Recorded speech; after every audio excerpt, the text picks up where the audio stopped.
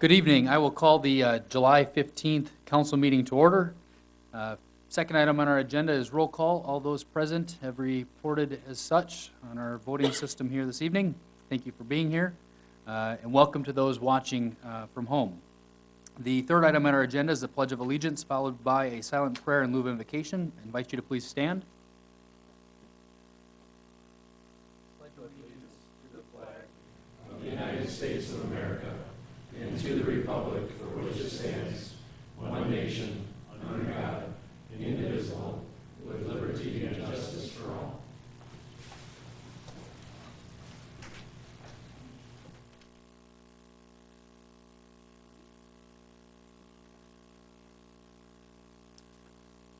Next item on our agenda is item number 4, is the reading of the minutes from the previous meeting, and that is attachment number 1 in your packets.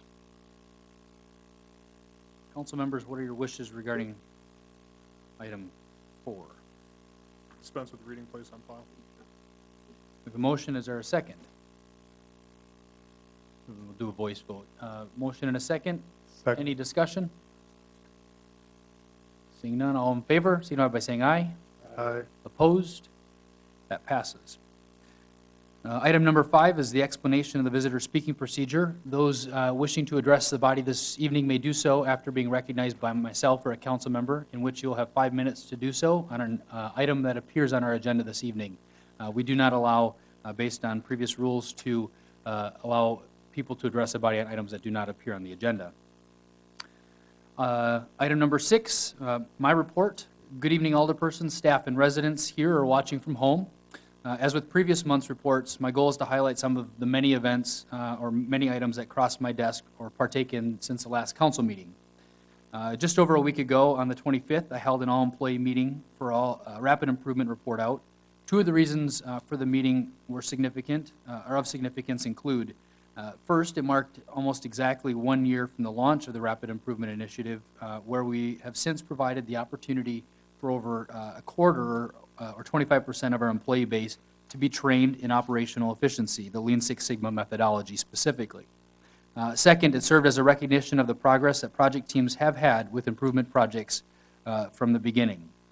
Since the essence of the Rapid Improvement Initiative is continuous improvement, projects will continue to be started and completed with varying degrees of impact. Our internal steering team has scored employee-submitted projects to be worked on in the near future. Residents, too, may submit potential improvement projects by contacting myself or a member of the steering team or another city employee, or can submit online. I'm proud of the progress our city employees have made thus far and in the initiative, and look forward to continuing the journey of process improvement, to continue to identify project opportunities, to measure our efficiency, and ultimately improve our service delivery. Flowering baskets. If you've walked Grand Avenue or spent time in Veterans Park, you've probably noticed the flowering of Grand Avenue, 1st Street, 2nd Street, and Oak Streets is now in full bloom. In total, 38 lampposts in the downtown area now have hanging baskets. Since not a single tax dollar went into the purchase of the baskets, it's important to note and express gratitude for the support and sponsorships by generous members of the community. A very special thank you to Sue Wesley, weekend watering volunteers, city staff, and members of the Mayor's Council on Beautification for their efforts in making the idea a reality. Now that the baskets are up, the group has invited residents, whether they participated or not, to join for a celebration tomorrow, July 16th at 5 p.m. at Jennings & Company to talk about the initiative. They are providing refreshments and snacks, and then followed by a guided self-tour of the baskets to view the recognition plaques from each sponsor in the community. Finally, information will be provided on next year's plans for the initiative, so all are welcome for that piece. Also early next week, the Mayor's Council on Beautification will be hosting 2 judges for a community visit. These judges represent the America in Bloom program and come from similarly sized communities in Pennsylvania and New Jersey, and will be touring our city to give their feedback on beautification efforts that have taken place in the city and give ideas for future beautification projects.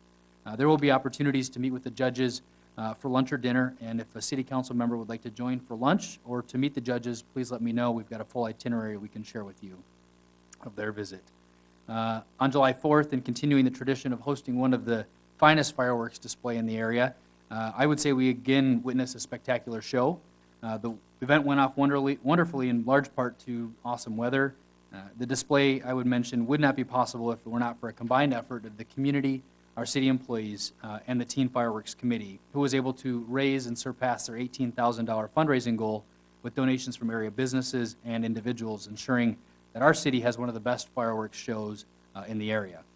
And I want to particularly give a special thanks to all city staff who made the event a success. Planning for the fireworks, as you can imagine, begins well before July 4th, and with a group of city staff and residents working on the planning committee, planning months in advance to ensure that the event goes off smoothly. There is no small task associated with this, and I want to thank all those involved from fundraising and planning to clean up after the night's festivities really went off well. And finally, this month, we want to welcome two new student alderpersons, Nicholas Kazuki and Cody Woyak. We thank you for your participation thus far in city activities and your commitment to attendance at council meetings. I'm a firm believer that in order to achieve a more vibrant community, having youth like yourselves be present and engaged is critical. And I think each of you can share a unique perspective on the many issues that may come before this council in the coming months. And as we meet, I encourage you to share your ideas on municipal issues. You have a microphone in front of you for a reason, so if there's an opportunity for you to share your perspective, make sure you grab my attention so you may do so. And I think it's important to note that there will be numerous opportunities to be involved, both with my office but outside in the community, and I encourage you to take advantage of those opportunities to make a meaningful impact and difference right here in our community, and to show your peers that sometimes the first step is just showing up. I hope you find value in sampling of what my weeks consist of. As a reminder, I encourage residents to subscribe to my community update, which I publish weekly online. And if you're not online, catch variations of it recorded on RCCA Media or request a print version from my office. Item number 7 is the report of the Planning Commission meeting held July 7th. The Planning Commission met at 5 p.m. on Monday, July 7th in the first floor conference room here at City Hall. All members were present except Kelly Rosencrans. Also attending were Tom Rayom and Adam Teagan. A list of others present is on file in the clerk's office. The first item of business was the approval of the June 2nd report, in which there was a motion and a second to approve, and that motion carried. Under maps and plats received, we had a Ron Bone CSM in which the applicant was requesting a 3-lot CSM and reservation of public right-of-way for property located on the southeast corner of Washington Street and 64th Street South within the town of Grand Rapids, and approval is needed from the Planning Commission under the extraterritorial plat review statute. There was a motion and a second to approve, and that motion carried. Item B under 2 was Frank Sarabia CSM. The applicant was requesting a 2-lot CSM and dedication of public right-of-way for property located on the northeast corner of Hale Street and West Riverview Expressway. One parcel is being made into 2 parcels. A 16-foot strip of land on West Riverview Expressway will be dedicated as requested for street purposes. There was a motion and a second to approve, and that motion carried. Item 3, a public hearing was held on the request Plan 140356 Progressive Ventures LLC, in which there was a request to change the zoning from R2 1 and 2 family to B3 exclusive office district commercial, in which for property located at 1211 Huntington Avenue. There was one individual there speaking in favor of the request, representing the requester and the company, and no one spoke against the request. The public hearing was closed, and item 4 was action on that plan. Let's see. Currently, the subject property is developed with a professional office building and parking lots. The existing dental office operates under a conditional use that was originally approved in 1978. The proposed B3 zoning allows for a wide variety of office or personal and professional services, in which the applicant intends to renovate the existing building into a veterinary clinic. Based on the review for the request, the staff did recommend approval, and there was a motion and a second to recommend approval of the request to change the zoning from R2 1 and 2 family to B3 exclusive district office district commercial for the property located at 1211 Huntington Avenue, and that motion carried. Item 5 was a motion to adjourn, and that we stood adjourned. Council members, what are your wishes regarding the report of the Planning Commission meeting held July 7th?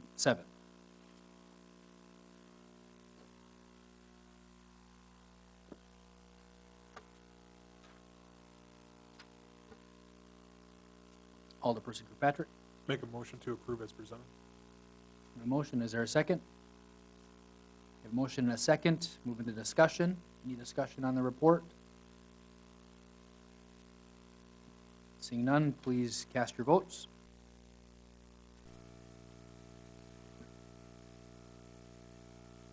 Motion carried, 7 ayes and 0 nays. Move into item 8, the Standing Council Committee reports, and item A, the Finance and Property Committee meeting held July 8th. Good morning, Mayor. Good morning. Good evening, Mayor, members of the council, and the folks at home. The Finance and Property Committee met at 5 p.m. on Tuesday, July 8th, in the first floor conference room. All members were present except Chad Worrell, who was excused. Also attending were Jim Borski, Adam Teagan, Joe Eichstead, Krista Kuhn, Sue Schill, Jay Bemke, Tom Rayom, Zach Fruwink, Ron Bone, and Plukett, and Arvind Patel. Meeting is called to order. Item 2, special beer license applications were filed by the Central Wisconsin Cultural Center for an Art on Tap, the Our Lady Queen of Heaven Parish for a parish picnic, for the Heart of Wisconsin Chamber of Commerce for a neighborhood block party, and each was approved, and motion was made and seconded to approve each of those. There were no other special beer license applications. An application for a Class A liquor and beer license filed by Prayosha Incorporated, Arvind Patel agent, for the premise located at 2131 8th Street South. It was moved by Dolan, seconded by Stack to approve the application. Number 4, a request from Krista Kuhn on behalf of the Heart of Wisconsin Chamber of Commerce for approval of a special events application for the 14th Annual Downtown Grand Affair on September 7th from 6 a.m. to 5 p.m.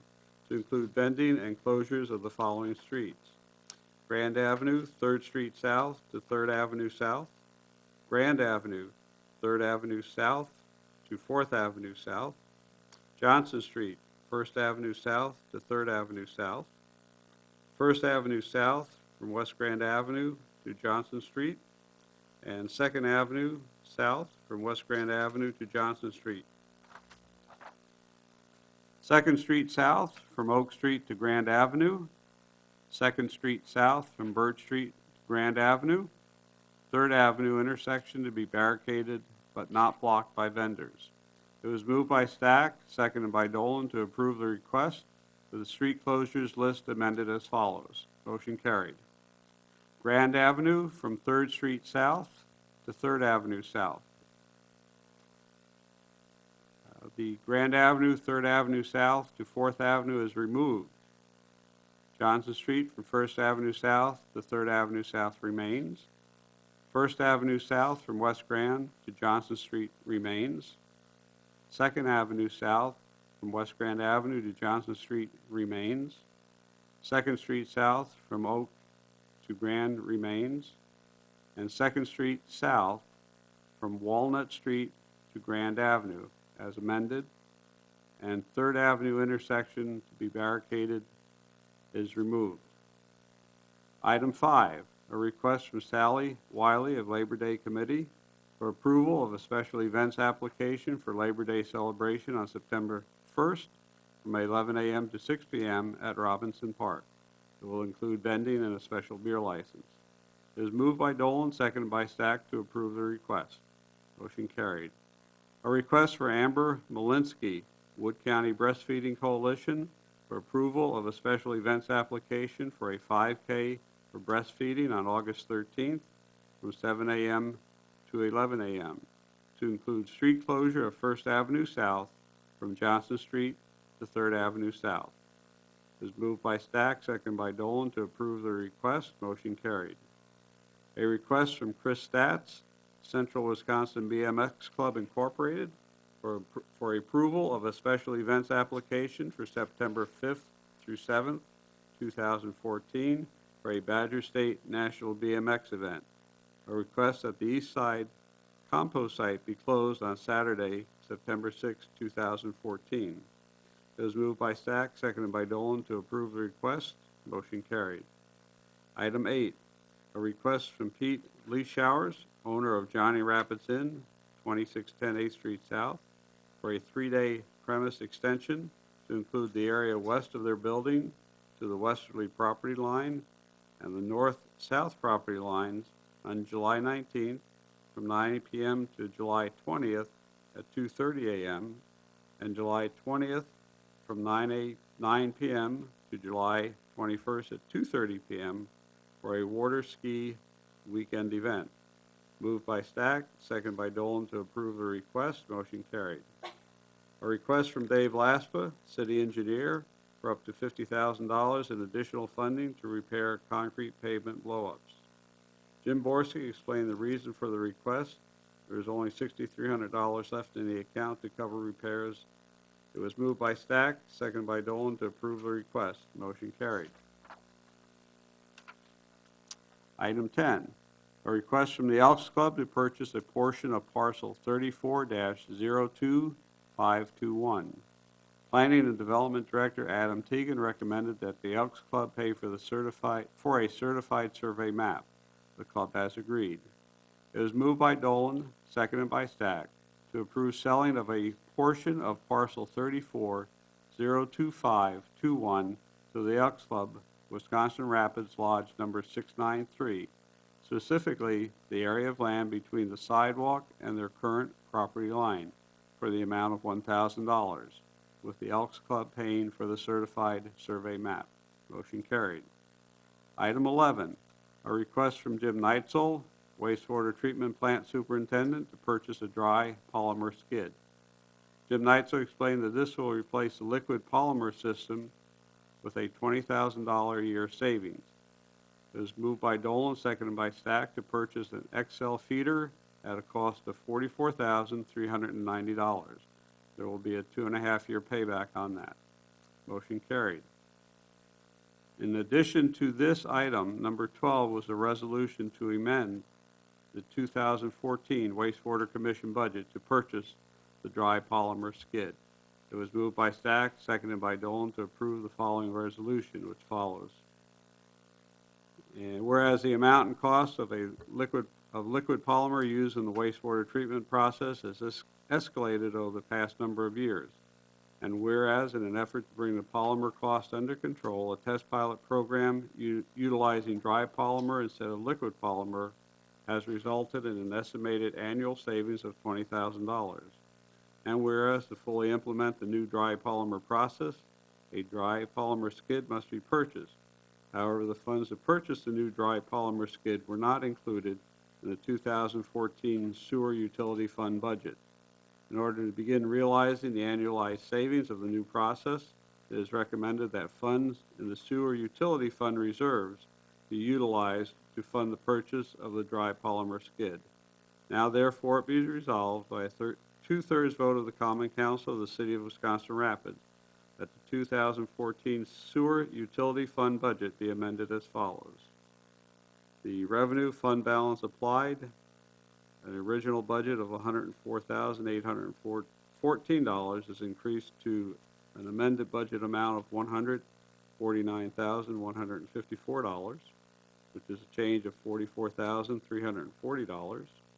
And the expenditures of the wastewater outlay are originally at $228,200, is amended to $272,540, a difference of $44,340. Be it further resolved that the city clerk is hereby directed to publish a Class 1 notice of this resolution in the city's official newspaper within 10 days of adoption of the Common Council.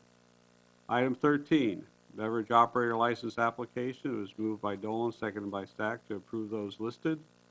Item 13B, it was moved by Dolan, seconded by Stack, to renew licenses for the following applicants listed.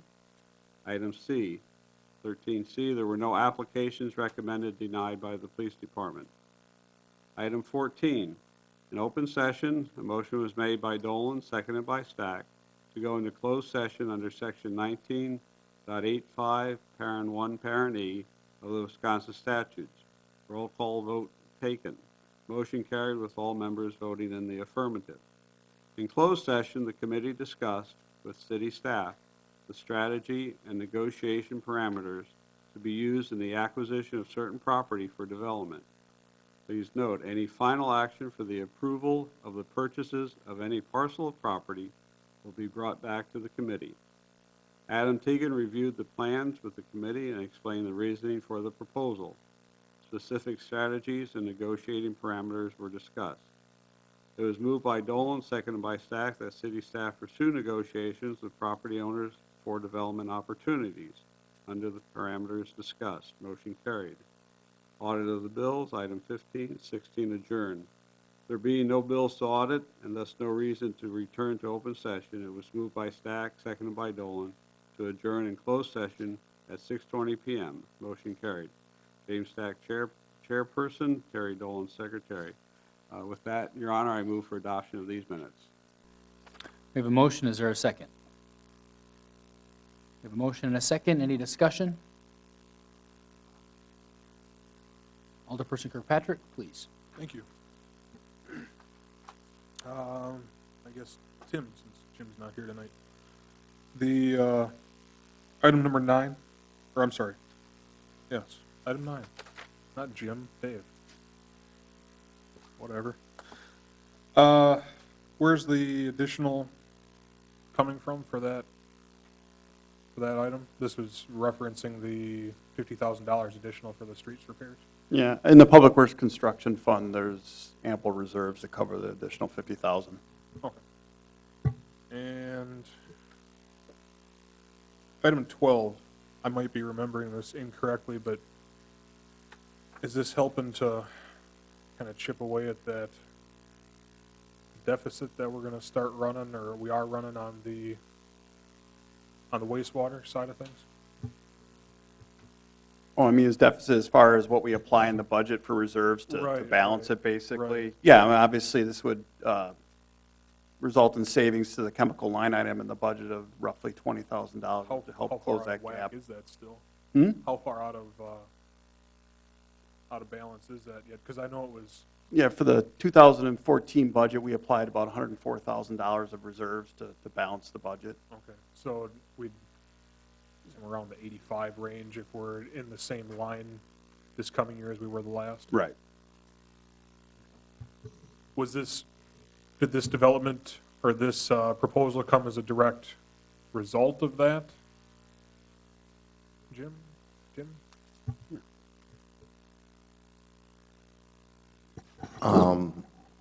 I guess a direct result of what are you, I Well, I mean, don't know what you're asking.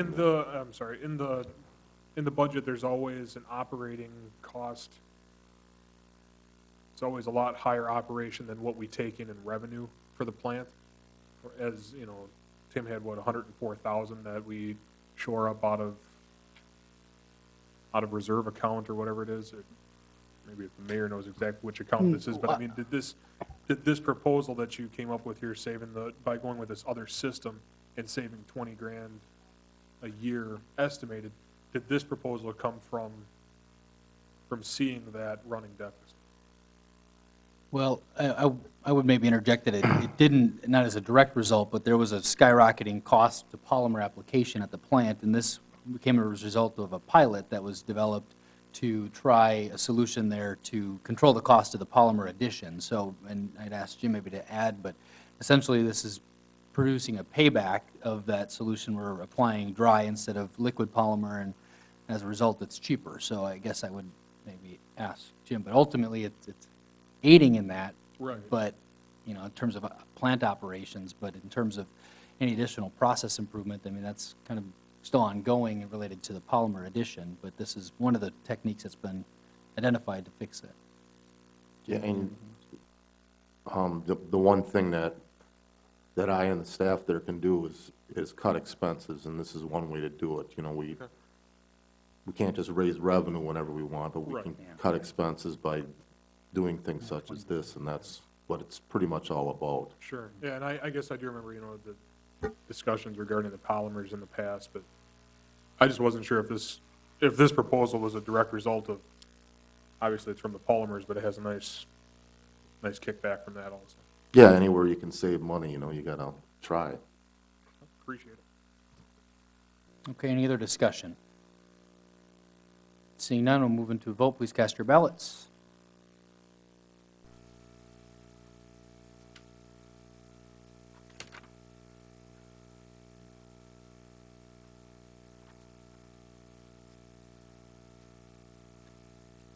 Motion carried, 7 ayes and 0 nays.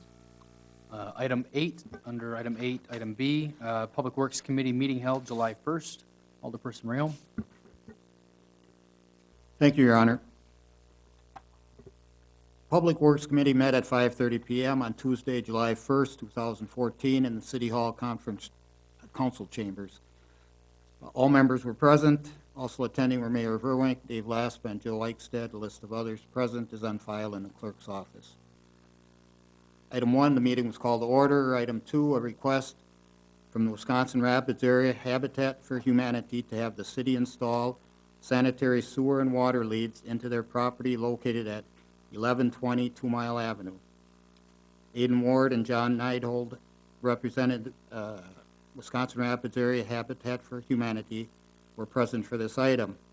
Sanitary sewer and water leads were previously installed into this lot, but were connected to the lot south of this lot.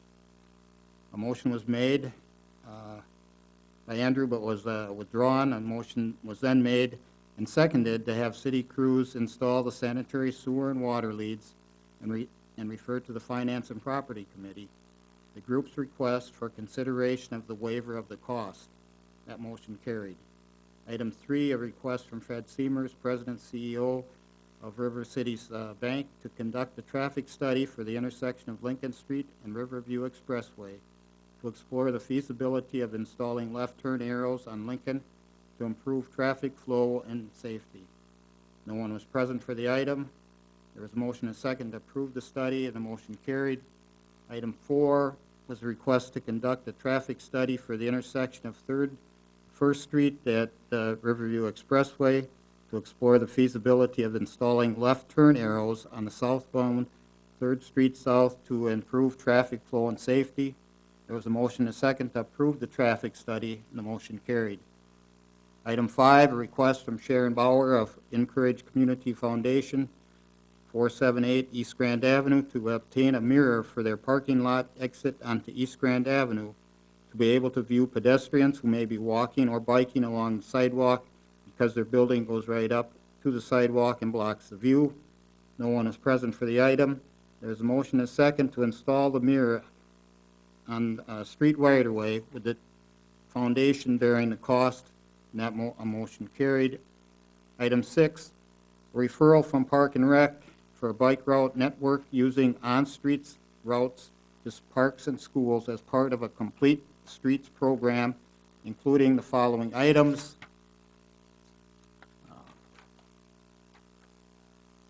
A, to remove parking on Baker Street, 1st Street North to 16th Street North, and marking bicycle lanes. B, to remove parking on one side of Gaynor Avenue, 25th Avenue South to 2nd Avenue South, and marking bicycle lanes. C, marking bicycle lanes on 16th Street South between East Riverview Expressway and Pepper Avenue. D, marking bicycle lanes on 32nd Street South between Chestnut Street and Washington Street. E, marking bicycle lanes on West Grand Avenue between the Grand Avenue Bridge and 4th Avenue. F, marking Cheryl's symbols, share the right-of-way, on streets that are part of the proposed bike path network. There was a motion and a second to approve the bike route network plan using on-street routes and the no parking restrictions. The motion carried with Kirkpatrick voting in the negative. That's attachment 1 in our handout with the ordinance providing for that. Item 7, review the proposed 2014 Public Works project schedule. Committee reviewed the schedule. Item 8, to review the referral list. Items 9, 10, and 11, and 12 of 2014 could be removed. Item 9 was to adjourn. There was a motion and a second to adjourn. The motion carried. The meeting adjourned at 6:27 p.m., and I move for adoption of the report. We have a motion to approve. Is there a second? Motion and a second. Move into discussion. Alderperson Kirkpatrick. Thank you. A request to hold out item 6, separate vote. There's a request to hold out item 6. Yeah, so move into discussion on the balance of the report. Seeing no further discussion, move into a vote. Please cast your ballots on the balance of the report with the exception of 6.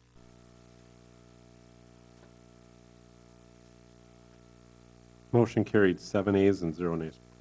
Okay, remaining item number 6.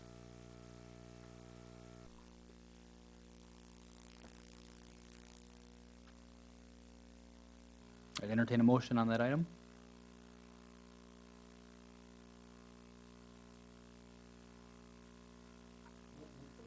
We have a motion to approve. Is there a second? Now we're ready for the second up here.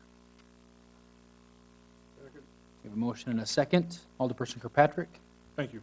Sorry for the confusion to who would do what exactly, but, no, I didn't know which way we wanted to go with that, but, I just wanted to hold this one out. I voted against the proposal as it sits, just to explain myself and then also to vote against it again here this evening. I understand that, you know, if we want to get state and federal money for these types of things that we have to do, or to rehabilitate or redo streets, we have to include bike lanes, bike paths, wherever absolutely possible. It's been my personal experience, and everybody feel free to disagree with me, but it's been my experience that bicyclists on the road present more of a hazard than they should. I have. Just heifer. I'm sorry? Just heifer. Sorry. No. It's fine. It just seems to me that most bicyclists do not observe the rules of the road as they are supposed to, as being in the motorway. I don't think that we or whoever's teaching children, youth, other individuals to operate bicycles in the roadway, I don't think that whoever these individuals are, these people are, that they do a responsible or good job of that, of teaching them how to operate a bicycle in a roadway. Again, it's been my experience. Most bicyclists don't stop for stop signs. They'll, if possible, go through red lights. They don't observe who goes first when you approach a four-way stop. They just automatically assume that they go right ahead. I just see this as, I just see this as a greater danger than we should necessarily allow ourselves to be put in. So I'm going to vote against this. Thank you. Alderperson Dolan? Your Yeah, second. just so I don't leave Greg out to dry.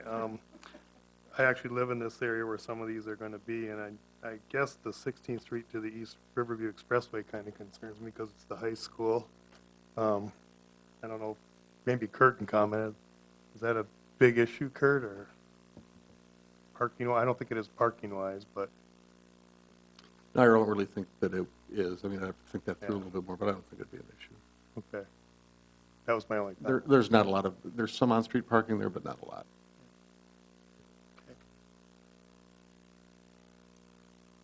And just to be clear, there is no removal of parking on 16th Street proposed. Just want Yeah, to it's be only clear. a block or so. When you mentioned it, I wanted to make sure Yeah. myself, because I know when we discussed some of these, that didn't get put in there. Okay. Any further discussion? Alderperson Hepp, an avid biker himself. Well, I like the bike, but if you don't have, I mean, where are the bikes going to go? I mean, they're still going to be on the road. So, and to ride on the sidewalk is not safer than riding on the road. So to make some bike lanes is better than not having any bike lanes. Just my thoughts. I bike every day, so. Alderperson Dolan? I think that was my point. I mean, I'm a biker myself, and a lot of people do cut through Lincoln High School parking lot, and this might alleviate a lot of that. Alderperson Kellogg? I'm in favor of this. Basically, I think we have to educate the people driving vehicles. I mean, I think it's an education for both. And I think by providing these lanes, it provides some safe traffic. And we're encouraging people to use parks. We're encouraging families to get a healthy habits of riding bikes and get out and about and using the parks.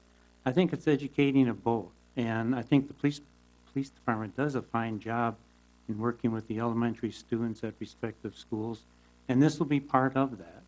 So I'm all in favor of it. If you look around other cities, it's the coming thing, and it should be.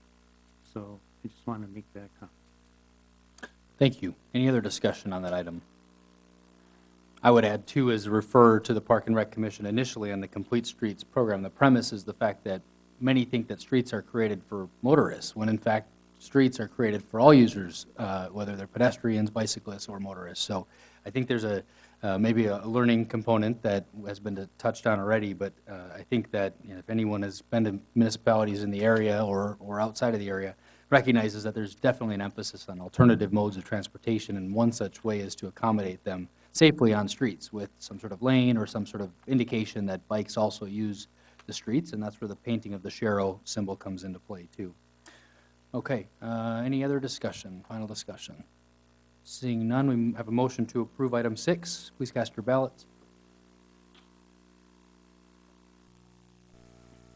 Motion carried. 6 ayes and 1 nay.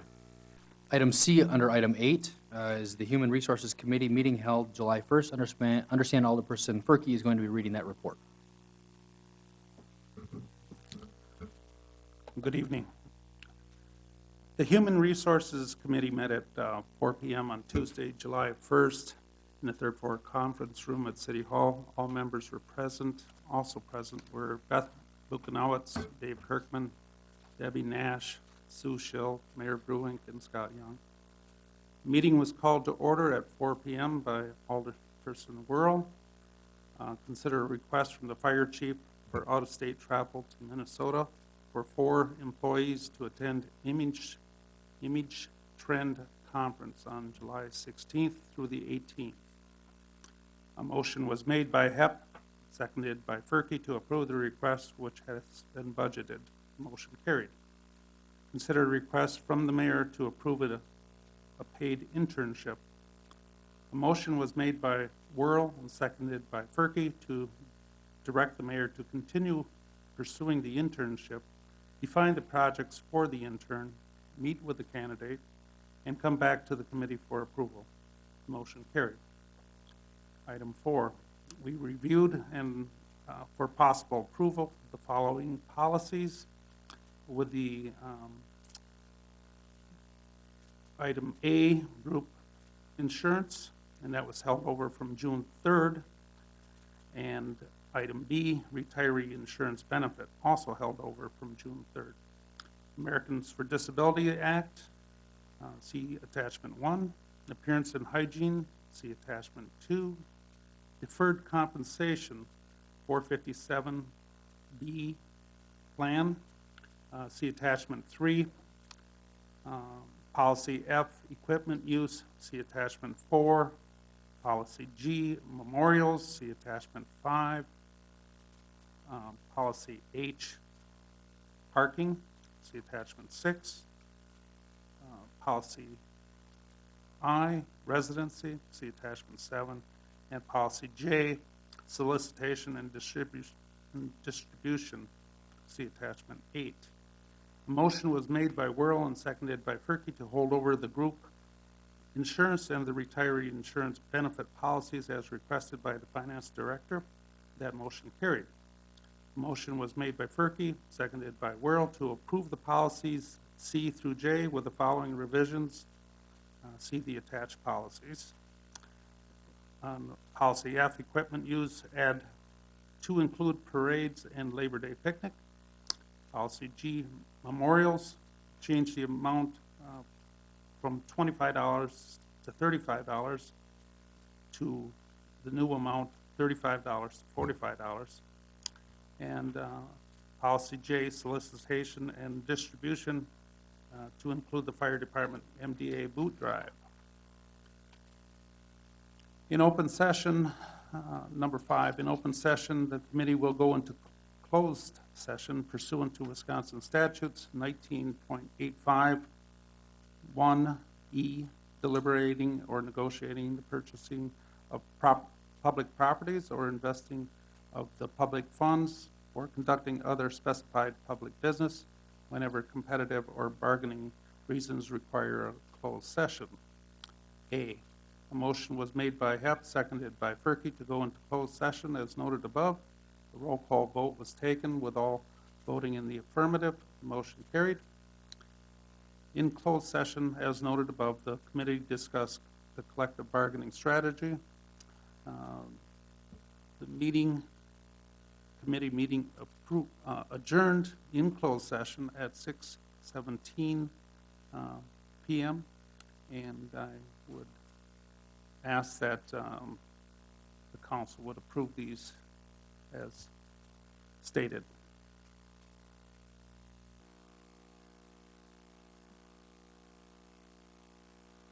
Okay, we have a motion to approve. Is there a second? Motion and a second. Move into discussion. Any discussion? Seeing none, we'll move into a vote. Please cast your ballots.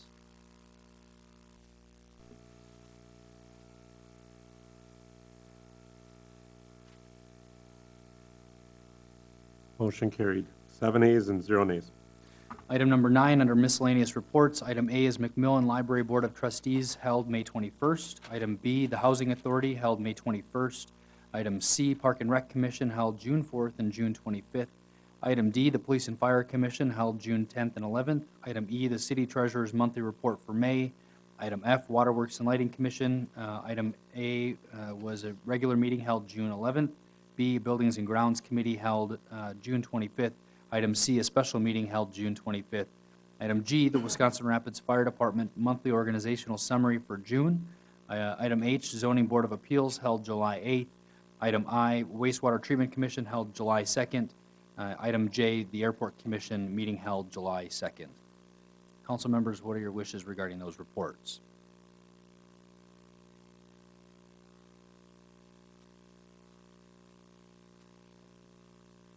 And make a motion to accept the reports as presented. We have a motion. Is there a second?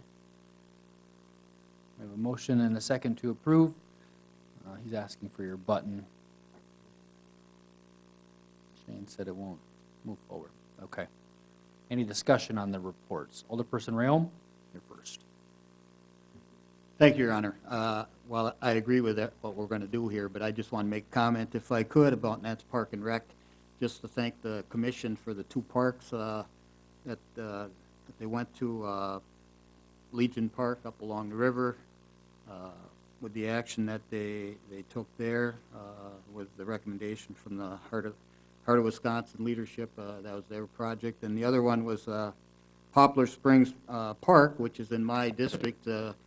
Has been a long time coming to get this on the agenda, even to look at putting in the playground equipment. And I know the people over there are happy to see this coming to take place. And so I'd just like to thank Park and Rec for doing that. So thank you.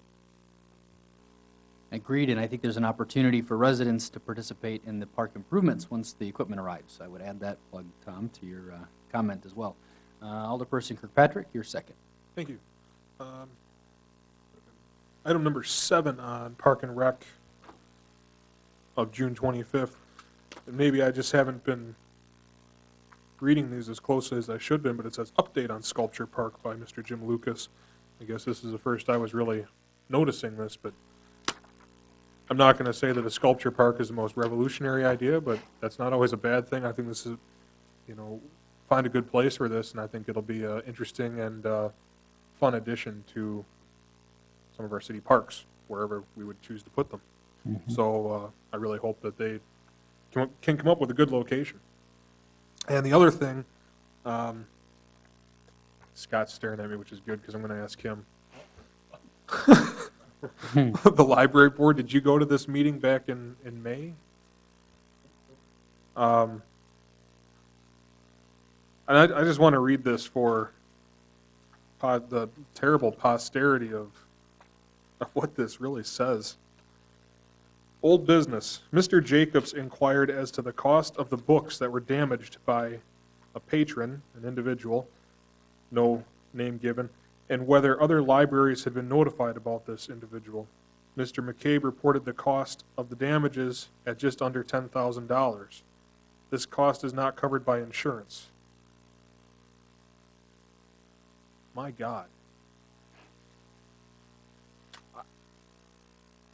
I don't even know what to say. 10 grand worth of damages to, I hope that everybody else has revoked this individual's library card nationwide. I mean, did you go to the meeting or know how it was Yes, I discussed? I was present at the meeting. Yeah, They, you share whatever you got. they caught the individual. The individual has been in other libraries throughout the area, and there's been quite a bit of damage. They are recouping the damage from that individual. The person did have, went to court and was charged and so forth. I'm not going to speak in specifics because it's out of my realm, but they were caught, and hopefully it'll be recouped. But yes, the person went through and cut pictures out of books, and it's easy to do when you go down the columns and you trust people and they're moving around, and finally they were caught. And fortunately, and it was smart that the library contacted all the other libraries in the area so that it wouldn't happen to them. So you're correct. And it was one individual. Good, good. Because, I mean, this is something that, Yes. a community and this board of trustees really pours their heart into, Yeah. and that's just an egregious crime. Yeah. Yeah. And I can't speak any further on it. No, and I appreciate that, so thank you. I know they've had a bout of activity over there that's resulted in a lot of sort of fire department presence and some police after-school sort of presence too. They've had a challenge getting some after-school people in line, so I know that's, in addition to this, they've had their hands full. Yeah. Any other discussion on the reports? We have a motion to approve and a second. Moving to a vote. Please cast your ballots.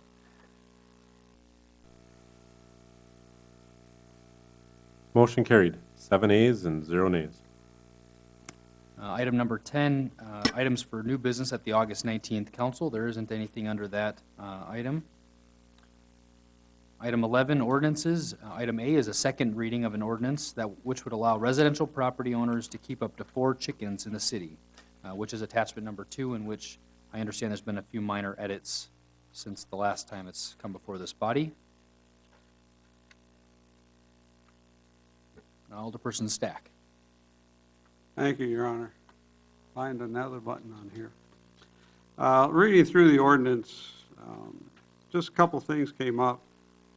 In the section 2502, parent 3, parent C, item 2, it regards to chickens are not allowed to be kept or maintained upon the following: vacant lots unless the person requesting the permit resides on the abutting property. They would also have to be the owner of that abutting property, wouldn't they? Should that be stipulated? Well,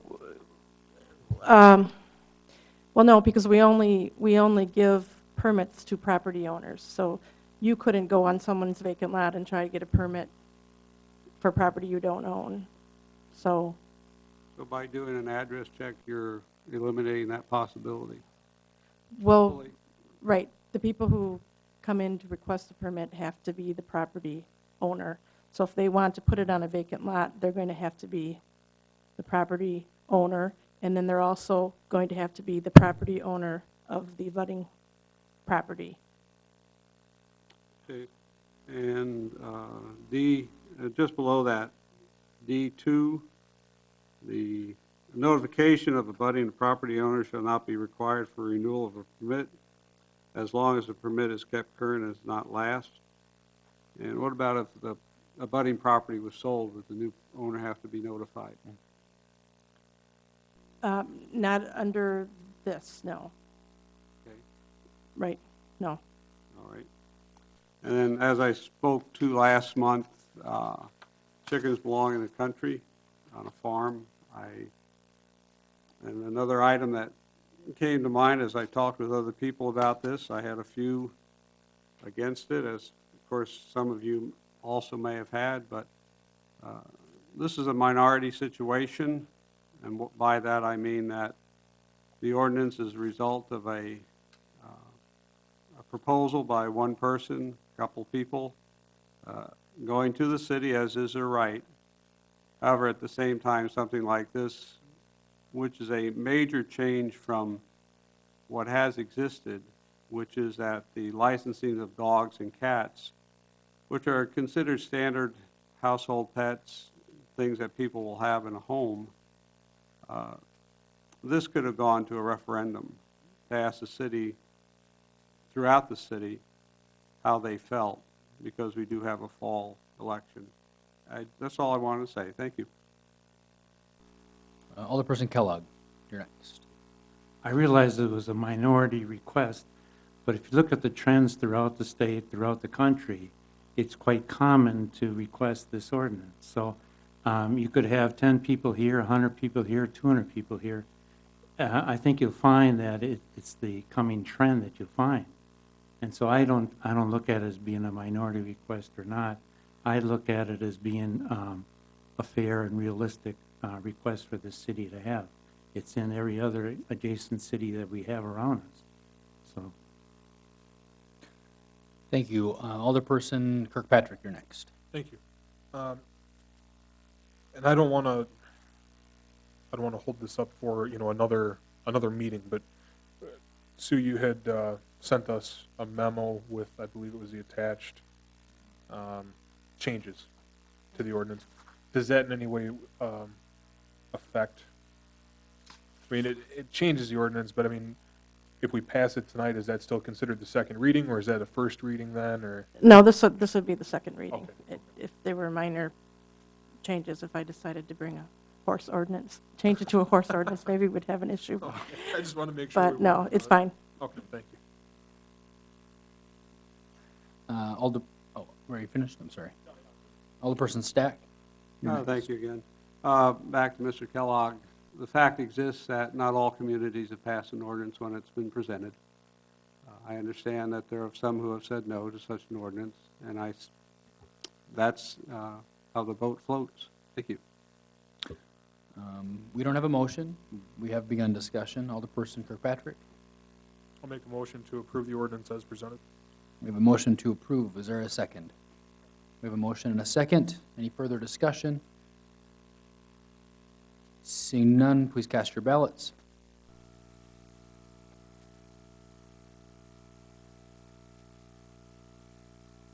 Motion carried, 6 ayes and 1 nay. Okay. Item 12, referral of communications to committees.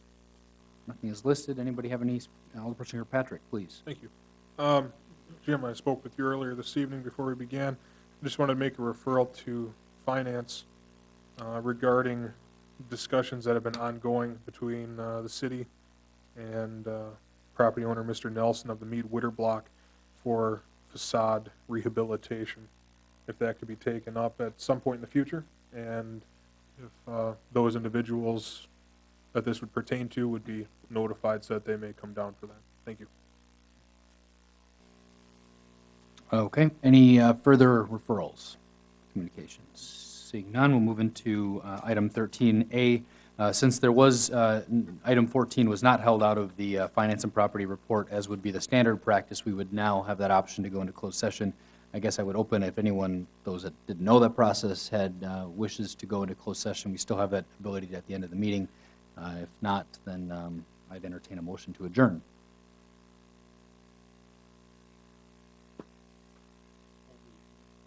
A motion to adjourn, is there a second? Motion a second, all in favor? Opposed, stand adjourned. Thank you all for being here, and those here tonight and watching from home.